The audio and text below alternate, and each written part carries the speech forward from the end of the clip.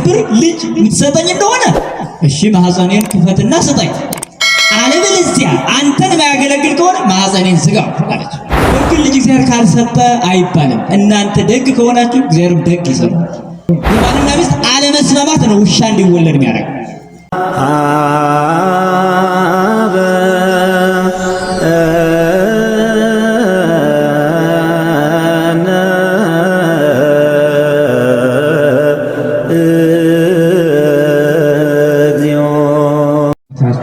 ሕይወታቸው ነው።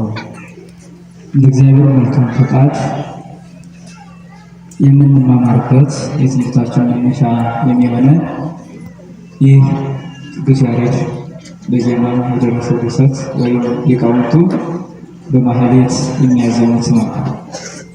እንደ ቤተ ክርስቲያናችን አስተምህሮ ወይም እንደ ወቅቱ ጠባይ ወቅቱ ወርሃ ክረምት ነው የሚታወቀው። ከሰኔ 26 እስከ መስከረም 25 ድረስ ክረምት ይባላል። አንድ ወቅት ነው፣ ክረምት ይባላል። በዚህ በክረምት መሃል እንገኛለን። የተዘራው ዘር በቅሎ ለማበብ ለማፍራት ራሱን አዘጋጅቷል። እጽዋት ለምልመው ልምላሜያቸው እየታየ ይገኛል። ክረምት የማይወዱ ዝናብ የማይፈልጉ እጽዋት ደግሞ እየደረቁ ቅጠላቸው እየረገፈ ይገኛል። በዚህ ክረምት መሃል አንድ አብይ በዓል ብለን ከምናከብራቸው በዓላት አንዱ የአባታችን የአቡነ ተክለ ሃይማኖት በዓል ነው። ከቅዱሳን በዓላት ማለት ነው። እንግዲህ ወቅቱ ክረምት ነው ብያቸዋለሁ።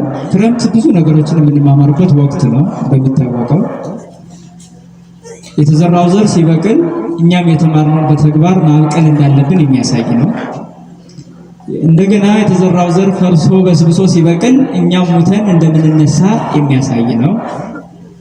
ሌላው ገበሬው በዘር በአረም በኩትኳቶ ሲደክም በኋላ ለእሸት ለምርት እንደሆነ እኛም በዚህ ዓለም ብንደክም በኋላ ለሕይወት እንደሆነ የምንማማርበትም ወቅት ነው።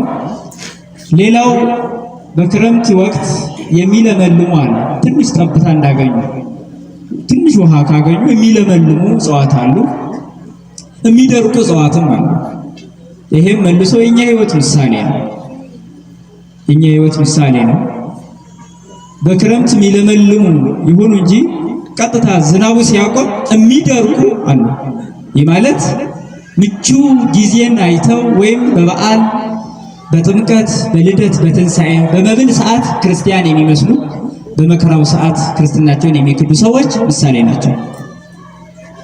እንደገና የክረምቱን ዝናብ ጎርፉን መከራውን ሁሉ ችለው ለጊዜው ቢደርቁም ፀሐይ ሲመጣ እየለመለሙ የሚሄዱ ደግሞ በዚህ ዓለም መከራውን ታግሰው በወዲያኛው ዓለም ክብር የሚያገኙ የጻድቃንም ምሳሌ ናቸው። ማዟዟርም ይቻላል። ይህ ክረምት እንደምታውቁት የጨለማ ወቅት ነው፣ የዝናብ ወቅት ነው፣ የመብረቅ የነጎድጓድ ወቅት ነው፣ የጭቃ ወቅት ነው፣ አስፈሪ ነው። ይህ ክረምት የዚህ ዓለም ምሳሌ ነው። ይህ ዓለም አስፈሪ ነው። ጦርነቱ፣ በሽታው፣ ረሃቡ፣ ስደቱ፣ መፈናቀሉ ሁሉም ያለበት የችግር የፀሐይ የምጥ ዓለም ነው። ስለዚህ ክረምት በዚህ ዓለም ይመሰላል ማለት ነው። ክረምቱ ካለፈ በኋላ በክረምት የነበረውን ሁሉ በቅጠልነት ስናይ የነበረው ሁሉ አፍርቶ የምንመገብበት ደስ የምንሰኝበት ፀሐይ ወጥታ እንደዚሁ ሰማዩ ተገልጦ ደስ የምንሰኝበት በዓላቱን በደስታ የምናከብርበት ያ ወቅት ደግሞ የመንግስተ ሰማይ ምሳሌ ነው። በጋ ላይ መብላት የሚችለው ክረምት የደከመ ነው። በዚህ ዓለም የደከመ ነው በወዲያኛው ማለት ሕይወት ሊያገኝ የሚችለው ማለት ነው። ይሄን ካል በዛሬው ዕለት የምናከብረው የማን በዓል ነው? ምንድነው ካል ዛሬ የታላቁ አባታችን የአቡነ ተክለ ሃይማኖት የዕረፍት በዓል ነው። ይሄን አስመልክቶ ለመማር ደግሞ መነሻ ያደረግነው የቅዱስ ያሬድን ትምህርት ነው። ቅዱስ ያሬድ ሞቶሙ ስለ ጻድቃን ሕይወቶሙ ውእቱ ይላል። ልብ በሉ ምዕመናን።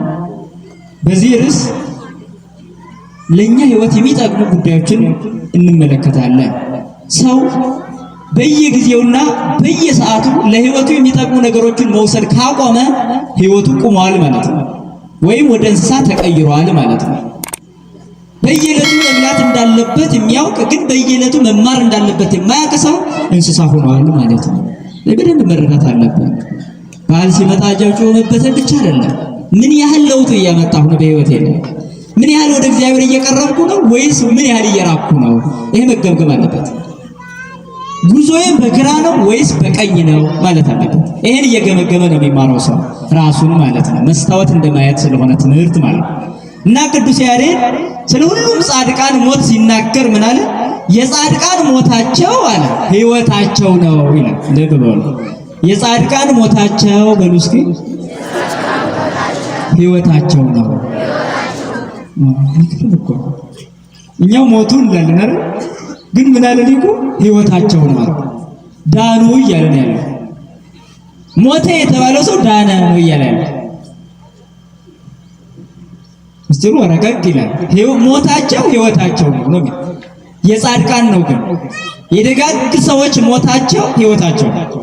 የእውነተኞች ሰዎች ሞታቸው ህይወታቸው ነው ነው እያለ ያለው። ስናዟዙር የኃጥአን ሞታቸው ደግሞ ምናቸው ነው? መልሶ ሞታቸው ነው። የኃጥአን ሞት ህይወት ሊሆን አይችልም። የኃጥአን ሞታቸው ያው ሞታቸው ነው። የጻድቃን ሞታቸው ደግሞ ህይወታቸው ነው። ስለዚህ ጻድቃን ተብለው ከሚጠሩ እንደ አሸዋ እንደ ከዋክብት ከበዙ ሰው ሊቆጥራቸው ከማይችላቸው ቅዱሳንና ጻድቃን መካከል አንዱ በዛሬው ዕለት ረፍታቸውን የምናስብላቸው ዝክራቸውን የምንዘክርላቸው አባታችን አቡነ ተክለ ሃይማኖት ናቸው። አቡነ ተክለ ሃይማኖት እንደሚታወቁ የተወለዱት መካን ሆኖ ከኖሩ ከባልና ሚስት መካን ሆኖ ከኖሩ ማለት መውለድ ተስኗቸው ፍሬ አጥተው እያለቀሱ የነበሩ ሁለት ደጋግ ሰዎች ነበሩ። ታስታውሱ እንደሆነ ታኅሳስ 24 ቀን እዚህ ተገናኝተን ስለ ልደታቸው ተማምረናል። እዚህ ማለት ነው። አሁንም እንደዚህ በልደታቸው ተገናኝተን ነበረ። ከዛ በኋላ አልተገናኘንም። አሁን ደግሞ በረፍታቸው ተገናኘን ማለት ነው። እዚህ ደግሞ እና አንድ ደግ ካህን ነበረ። እሱም ማን ይባላል? ማን ይባል ነበር ካህኑ? እስኪ ካህናት ንገሩ። ደግ ካህን ማን የሚባል? ጸጋ ዘአብ፣ የአብ ስጦታ ማለት ነው። የእግዚአብሔር ስጦታ ማለት ነው። ስማችን ራሱ ትርጉም ያለው መሆን አለበት። ክርስቲያን ልጁን ስም ሲያወጣ ሰው ማያውቀው አይደለም ማለት ያለበት። አሁን ብዙ ሰው ይወልዳል ግን በስም ይቸገራል።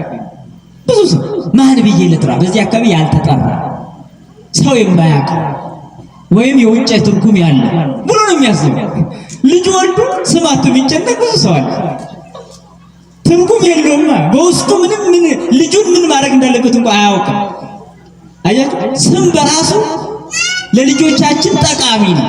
ጠቃሚ ስም ማውጣት የእግዚአብሔር ስጦታ ብለው አወጡለት። የሚገርም እኮ ወላጆቹ ናቸው። ይህ ማለት ቀላል ስም አይደለም። የእግዚአብሔር ስጦታ ማለት ሃይማኖት ያለበት ነው። የወለድኩት እግዚአብሔር ሰጥቶኝ ነው ማለታቸው ነው። እግዚአብሔር ስጦታ ብለዋል። እናቱ ማን ትባላለች? እንደገና የዚህ የካህኑ ደግሞ ሚስት ማን ትባላለች? እግዚአብሔር ደግሞ የሰው ወላጆችም ይገርም ስም አወጡላት። ምን ማለት ነው? ጌታ የመረጣት ሃይማኖትን የሚሰብክ ነው የክርስቲያን ስም። ሃይማኖትን የሚሰብክ ነው እና ከነዚህ ከሁለቱ የተወለዱ አባት ናቸው። በዛሬው ዕለት የምናስብላቸው ማለት ነው በዓላቸው። ከነዚህ ከሁለቱ ደጋግ፣ ካህኑ ደግ፣ ሚስቱ ደግ፣ ለካህን የታመነች እውነት እኮ ለባላቸው የታመኑ ሚስቶች አሉ። በተለይ በዚህ ዘመን የሚያገበግበን ይሄ ነው። ለባል የታመነች ሴት እንዴት ነው የታመነ? በጣም የታመኑ ባሎች የታመኑ ሚስቶች እያጠሩ ይባል። ሃይማኖት ሲጎድል ነው ታዲያ። ሃይማኖት ሲኖር ካገባች በኋላ ከባሏ ምንም አይኗን ወደ ሌላ የምታዞር ሴት አትሆንም። ካገባ በኋላ አይኑን ከሚስቱ ወደ ሌላ የሚያዞር ወንድ አይኖርም። ሃይማኖት ሲኖር። ሃይማኖት ከሌለ አደገኛ ነው። አስቸጋሪ። በምን ይታሰራል? በምን ይያዛል? ያልታሰረ ጥጃ በምን ይቆማል? እንደዚያ ነው ሰው ሃይማኖት ከሌለው በምን ይታሰራል? በምን ይታመናል? በምን? ተማምኖ ለመኖር ሃይማኖት ያስፈልጋል። ተዋዶ ለመኖር ሃይማኖት ያስፈልጋል። በዚህ ዘመን ደግሞ የጠፋው ሃይማኖት ነው እንደምታውቁት። እና እኒህ ግን በሃይማኖት የጠነከሩ ነበሩ። ታዲያ ግን ፈተና አለ። በመተማመን በፍቅር ስንኖር ፈተና ሊመጣ ይችላል። ያን ፈተና ስናልፍ ነው እውነተኞች መሆናችን የሚታወቀው። የተማሪ ጉብዝና የሚታወቀው ከፈተና በኋላ ነው። ከፈተና በፊት እኮ ጉብዝና የሚታወቅ ተማሪ የለም። እነዚህም ክርስቲያኖች ተፈተኑ። ፈተናው ምን ነበር? አንደኛ ልጅ ማጣት፣ በልጅ ማጣት ተፈተኑ። ግን ይሄን እንደ ትልቅ ፈተና ግን አልቆጠሩም። እንዲያውም እቺ ቅድስት እናቱ ምን አለች? ጌታዬ ሆይ አንተን የሚያገለግል ሃይማኖት የሚያስከብር ልጅ የምትሰጠኝ እንደሆነ እሺ ማህፀኔን ክፈትና ስጠኝ፣ አለበለዚያ አንተን የሚያገለግል ከሆነ ማህፀኔን ዝጋው አለች። ሌባ የምወልድ ከሆነ ማለት ነው፣ ነፍሰ ገዳይ፣ አገር አፍራሽ፣ ተንኮለኛ፣ ሴረኛ የምወልድ ከሆነ ማህፀኔን ዝጋው፣ በዚሁ መካን እንደው ልሙት አለ። የክርስቲያን እንደዚህ ነው። አገር የሚያጠፋ መውለድን እንደ መውለድ አይቆጥርም ክርስቲያን። ነገረኛ መውለድን እንደ መውለድ አይቆጥርም። ተንኮለኛን መውለድን እንደ መውለድ አይቆጥርም። የክርስቲያን መውለዱ ትልቅነቱ የሚታወቀው ደግ ልጅ መውለድ ነው። ደግ ልጅ እግዚአብሔር ካልሰጠ አይባልም። እናንተ ደግ ከሆናችሁ እግዚአብሔርም ደግ ይሰጣል። ይሄ ታወቀ። ባልና ሚስቱ ደግ ከሆኑ ደግ ይወልዳሉ። ይሄ የባልና ሚስት አለመስማማት ነው ውሻ እንዲወለድ የሚያደርግ። መነካከስ ነው ክፉ እንዲወለድ የሚያደርግ። ሃይማኖት አልባነት ነው ተንኮለኛ እንዲወለድ የሚያደርግ። ራሳቸውን የሚደበድብ የሚዋሽ ቀጣፊ እንዲወለድ የሚያደርግ። እና እነዚህ የተማመኑ ስለነበሩ ይህን ነበር ጸሎትም ያደረጉት። ማህፀኔን ዝጋው አለች። አንዱ ይሄ ሲሆን ፈተናው ልጅ ማጣት። ሁለተኛው ፈተና ግን ሞቶሎሚ የሚባል አንድ ከሃዲ ንጉሥ ተነስቶ ባልና ሚስቱ ተለያዩ በችግር ምክንያት። ፍቺ ግን አይደለም። ሌሎቹ ሲሞቱ ካህኑ ባህር ተወረወረ፣ እዛው መልአኩ ጠበቀው። ያቺ ደግሞ ተማርካ ሄደች።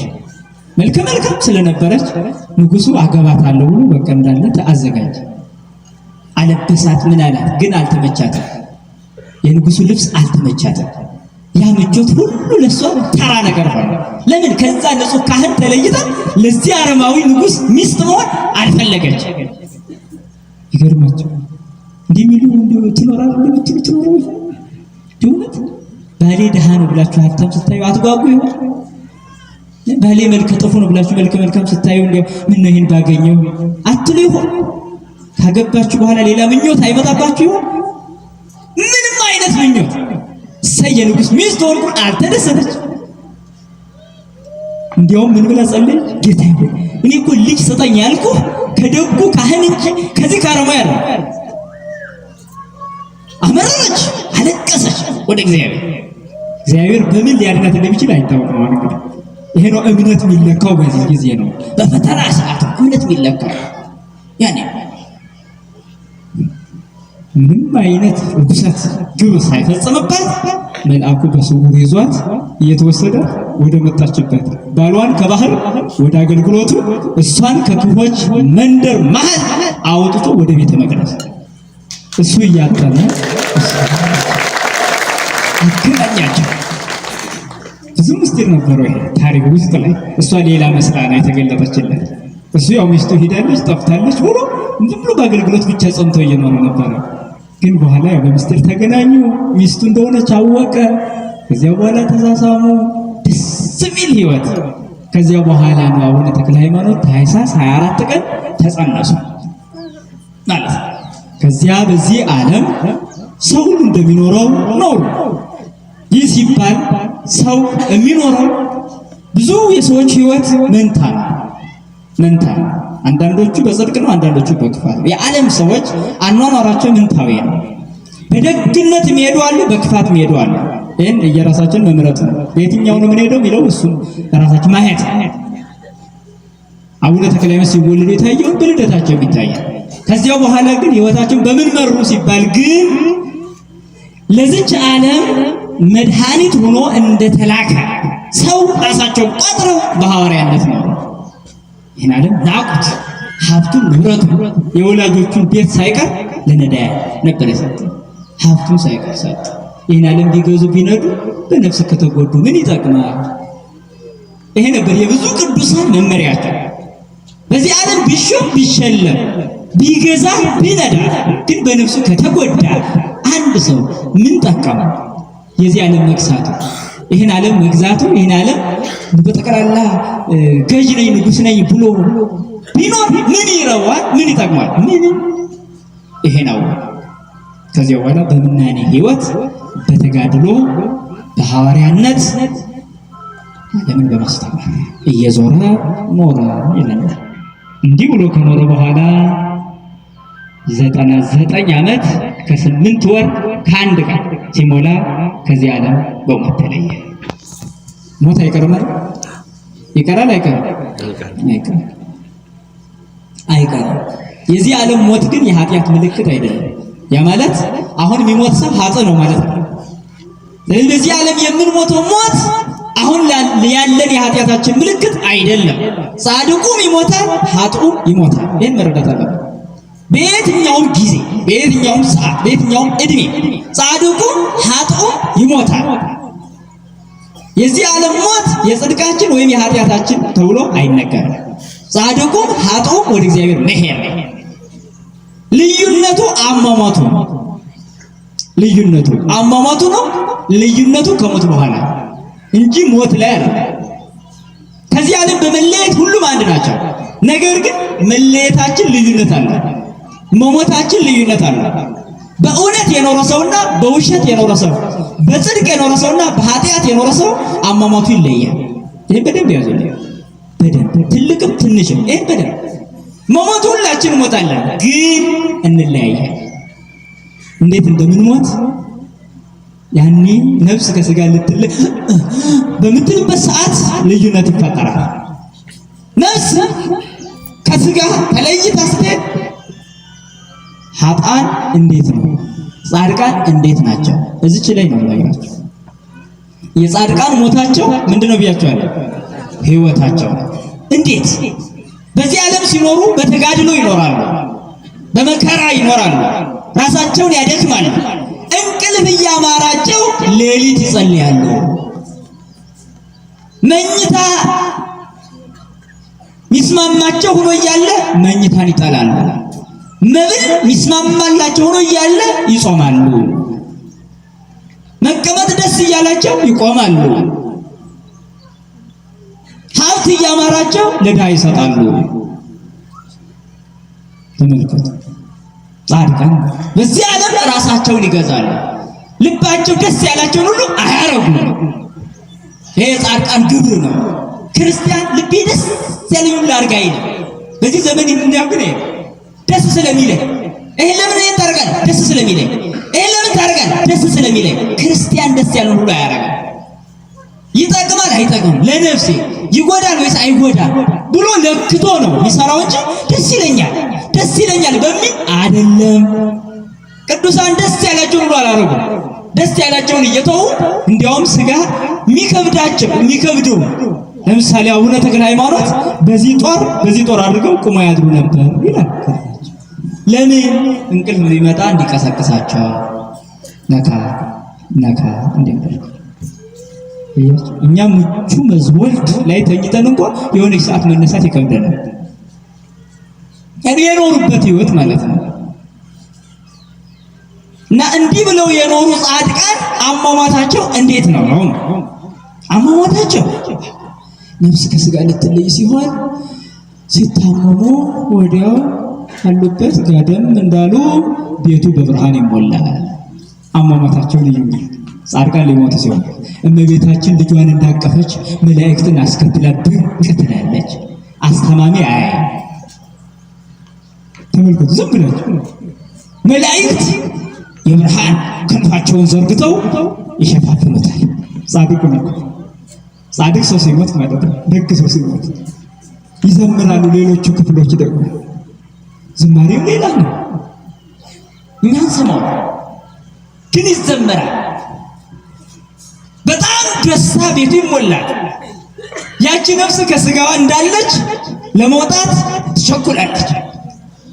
እመቤታችን እያየች መላእክትን እያየች ከዚህ ዓለም ለመለየት ለመሄድ ትቸኩልና ልክ ሕፃን እናቱ ገበያ ውላ ስትመጣ እናቴ ብሎ ሄዶ እንደሚያቅፋትና የበለጠ ሌላ አቅፋው ወይም አዝላው የነበረችን እንኳን ወዲያው እንደሚተዋል ወዲያው ከሷ ለመለየት እንደሚናፍቅ ወደ እሷ ለመሄድ ደግሞ እንደሚጓጓ ነፍስም በዚህ ዓለም ታዝላ የነበረች ናት። የጻድቃን ነፍስ በዚህ ዓለም ማለት በመከራው ዓለም የነበረች ናት። ጀርባዋ አይመችም። የዓለም ጀርባ አልተመቻቸው። ለዚህ ነው ቅዱስ ጳውሎስ ዓለም አልተገባቸውምና ዓለም አልተገባቸው። ስለዚህ የዓለም ጀርባ ሲጎረብጣቸው የነበሩ ቅዱሳን ነፍሳቸው ምን ትላለች ማለት ነው? እግዚአብሔር ከእናቱ ቅድስት ድንግል ማርያም ጋር መጥቶ ፊት ለፊት መላእክት ቅዱሳን ከሷ በፊት የነበሩ ቅዱሳን ነቢያት ሁሉም እነ አብርሃም እነ ይስሐቅ ቁልጭ ብለው ይታዩዋታል። ያን ጊዜ ትቸኩላለች ለሞት። ለሌላው ዘፍኖ ያለቅሳል። እሷ እየተደሰተች እኛ ደግሞ እዚህ ሆነ ገሌ ሞት ነው ብለን እናለቅሳለን ማለት ነው። እሷ እየተደሰተች እኛ እናለቅሳለን። በጣም ይገርም እኮ ነው። ከዚያ በኋላ ወዲያው እና ክፉ አጋንንት እየተናደዱ እየተበሳጩ አመለጠች እያሉ ማለት ነው። መላእክት ደግሞ ደስ እያላቸው እልልታው ጭብጨባው ይሄ ነው ተብሎ በማይነገር በሚያስደስት ያቺ ነፍስ ትመሰጥና ከዚህ ጎተራ ወይም ማደሪያዋ ከስጋው ውጥት ብላ መላእክት ጋር ሄዳ ትታቀፋለች። ምኑን እነግራቸዋለሁ። ከዚያው በኋላ በዝማሬ ይዘዋል መላእክት በደስታ በዝማሬ፣ አጋንንት በልቅሶ በንዴት በቁጭት ወይ አመለጠች። ቁማር የተበላ ሰው እንደሚናደድ ማለት እንደዚህ ነው። አሁን ቁማር የሚጫወት ለዚህ ከሩብ ምናምን ይባል ስራ ፈት የሚውልበታል። የከሩብ እኮ የስራ ፈቶች መዋያ አለ። እኔ ማታ መብላታቸው ነው የሚገርመኝ እነዚህ ሰዎች። እባካችሁ ጊዜያችሁን በቁማር አትጨርሱ፣ ጊዜያችሁን በመጠጥ አትጨርሱ። ውድ ነው። በከረሙላ እንዴ ሰው ሁሉ እንዴት ይሄን ያስባል? እንዴት ይሄን ያደርጋል? ምን ያህል ስራ ቢፈጥር ስንት የቤት ስራ ያለው ሰው እንዴት በዚህ እንዲህ ሆኖ ይቀራል? ስንት የቅድስና ማዕረግ እየጠበቀ፣ ስንት የእውቀት ማዕረግ እየጠበቀ፣ ስንት ማወቅ ሲገባ፣ ስንት መማር ሲገባ፣ ስንት ማንበብ ሲገባ፣ ስንት መጸለይ ሲገባ፣ ስንት መልካም ስራ መስራት ሲገባ እንዴት በቁማር ጊዜ ያሳልፋል ሰው? እንዲህ ብሎ ያለው አይደለም ቅዱሳን እየለት እየሰዓት እየደቂቃ ሴኮንድ ሁሉ እግዚአብሔርን ያስቡበት። ክርስትና የሚባለው እግዚአብሔርን ከምንተነፍስባቸው ጊዜያት በላይ ማሰብ ነው ይላል። እንዳይመስላችሁ እሱ ነው ክርስትና። እቺ ነፍስ በደስታ ከመላእክት እሱ እግዚአብሔርን በደስታ ይቀበላታል። ሂዳ ቀረብ ብትልና ትሰግዳለች ማለት ነው። አትስደስት እቺ ህይወት። ታዲያ የዚህ ጻድቅ ሞት ምን ይባላል? ሞት ነው የሚባል ህይወት ነው። ቅዱስ ያሬድ ታዲያ ምን አለ? ሞቶ መሰለ ጻድቃን ህይወት ሆኖ ተቷል። የጻድቃን ሞታቸው ማለት ከዚህ ዓለም መለየታቸው፣ ከስጋ መለየታቸው አለ ህይወት ነው። ህይወቱን አላገኛችሁም? አሁን ድንግል ማርያም ከማግኘት ከቅዱሳን ጋር አብሮ ከመዘመር እግዚአብሔርን ቀረብ ብሎ ጉልበት ከመሳብ መላእክት ሲዘምሩ ስለማን? ስለዛች ነፍስ እኮ ነው። አንቲ ብጽዕት ነፍስ፣ ብጽዕት ነፍስ፣ ብጽዕት ነፍስ ይሏታል። አይጠብም።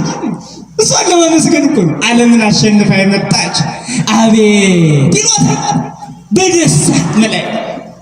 አቤት ጠባቂ መልአክ ነው የሚደሰተው ያኔ። ምኑ ልንገራችሁ? ጠባቂ መልአክ እያንዳንዳችን አለን እኮ ጠባቂ መልአክ። ምን ሰማን? ሁሉ ይሄ ስናጠፋ የሚያዝን፣ ንስሐ ስንገባ የሚደሰት፣ መልካም ስናደርግ የሚደሰት፣ ስንሰርቅ የሚያዝን፣ ስንመጸውት የሚደሰት፣ ስንዘክር የሚደሰት፣ እዚህ ስንቀመጥ የሚደሰት፣ እንደገና ደግሞ ስንበላሽ የሚያዝን ጠባቂ መልአክ አሉ። ጠባቂ መልአክ እነዛ በመልካምነታችን ይደሰታሉ፣ በክፋታችን ደግሞ ያዝናሉ። እንደው ስንት ያሳዝናቸው የሆኑ ጠባቂዎቻችን እስኪ በደንብ እንሰባ። ስለማናያቸው ነው እንጂ እኛን የሚጠብቁ መላእክት አሉ። ደግ ስንሆን ይለምናል ወደ እግዚአብሔር። ምን እያሉ? ጌታ ሆይ ይህን ሰው እንድጠብቅ ስላደረገኝ አመሰግንሃለሁ። እጁ ከምጽዋት አፉ ከጸሎት ጉልበቱ ከስግደት እግሩ ከቁመት ምንም እንዲህ አይነት ሰው እንጠብቅ ስላደረገ አመሰግናለሁ ይላል መልአኩ እግዚአብሔር። አያችሁ እንደ እግዚአብሔርን አስመስግነን ይሆን በጠበቅ መላካችን እንበለባ ሰው ማንም ሰው አሁን አስብ እስኪ ጠባቂ ሆይ ጠባቂ የተሰጠኸኝ መልአክ እስከ መቼ ሳሳዝንህ እኖራለሁ ወለበል እስከ መቼ ስማሽ ያዝ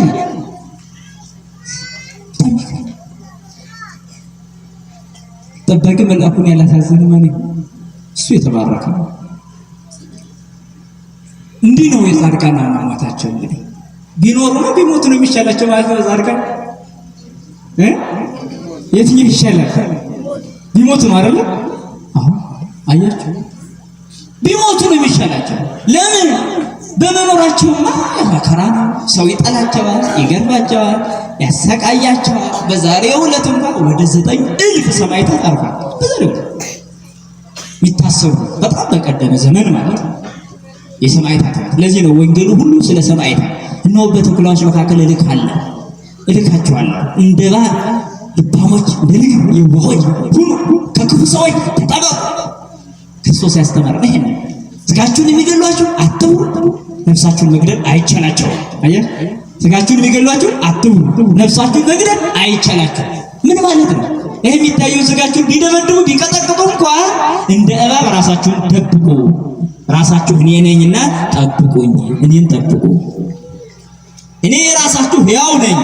ስለዚህ እኔ ራሳችሁን ከጠበቃችሁ ስጋችሁን ቢፈልጧችሁ ቢቆርጧችሁ ታዲያ ሕያዋን ናችሁ እናንተ።